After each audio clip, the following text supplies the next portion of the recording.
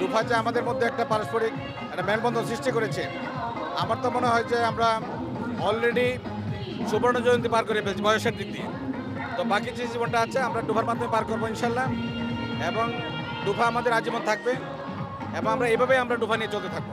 ডুফাটা আসলে একটা প্রাণের মেলা, প্রতি বছরে একটা প্রোগ্রাম হয় আমাদের, এবং সকল সাবজেক্টের 95-6-এর যে বন্ধুবান্ধব আছে সবাই আসে, সারা বাংলাদেশ থেকে আসে।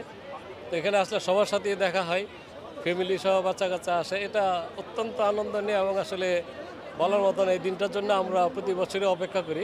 ডুফা হচ্ছে এমন একটা সংগঠন, বন্ধুদের সংগঠন, যেটা শুধু কি বলবো যে শুধু আনন্দের জন্যই না, বিপদে আপদে সব ধরনের ঘটনায় একজন বন্ধু যে আরেকজন বন্ধুর পাশে থাকে, ডুফা হচ্ছে তার সবচেয়ে ভালো উদাহরণ। আমাদের যে সংগঠন এটা নানাবিধ কাজ করে থাকে। আমাদের প্রায় 50-এর উপরে বন্ধুরা মারা গেছে, তাদের সন্তানদের লেখাপড়ার দায়িত্ব কিন্তু আমাদের এই সংগঠন থেকে নিয়েছে। এছাড়া দেশের যে কোনো দুর্যোগপূর্ণ মুহূর্তে আমাদের সংগঠন কিন্তু কাজ করে, সহযোগিতা করে বিভিন্ন। অসম্ভব ভালো, বাংলাদেশের বিভিন্ন জায়গা থেকে আমাদের বন্ধুরা এসেছে, খুব ভালো লাগছে। তো অনেক দিন পর পর দেখা হয়, সেই এত বছর পরে মনে হয় যে সেই পুরনো দিনে ফিরে গিয়েছি।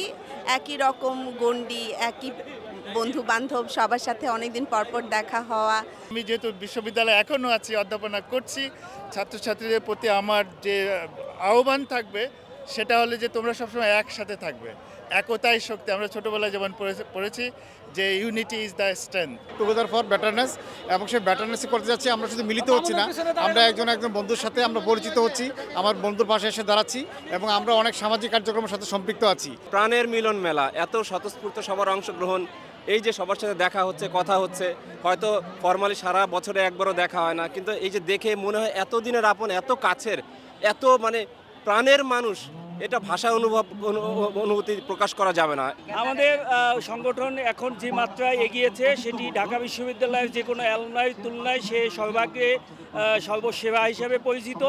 আমরা ভবিষ্যতে ডুফা প্রজন্ম যারা আছে তাদের নিয়ে কাজ করছি, তাদের মঙ্গলময় যেসব কাজ সেগুলো সামনে আপকামিং প্রজেক্টগুলো সেগুলো থাকবে। আমাদের প্রথম মেগা রিউনিয়নের মতো এই পঞ্চম মেগা রিউনিয়নে এসেও রেকর্ড ব্রেকিং রেজিস্ট্রেশন হয়েছে।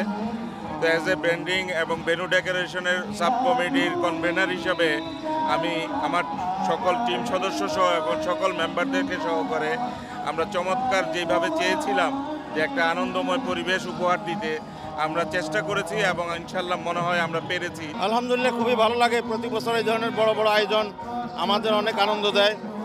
সারা বিশ্বের বন্ধুরা এই প্রোগ্রামের মাধ্যমে আনন্দ পায়। 2016 সালের 2রা ডিসেম্বর মধুর গোল ঘরে ডুফার যাত্রা শুরু হয়েছিল, আকাশ ছোঁয়ার যাত্রা। সেই আকাশ আমরা ছুঁতে পেরেছি কিনা সেটা এখানে যারা আছে সেই বন্ধুরা অনুধাবন করতে পারছে। বন্ধুরা,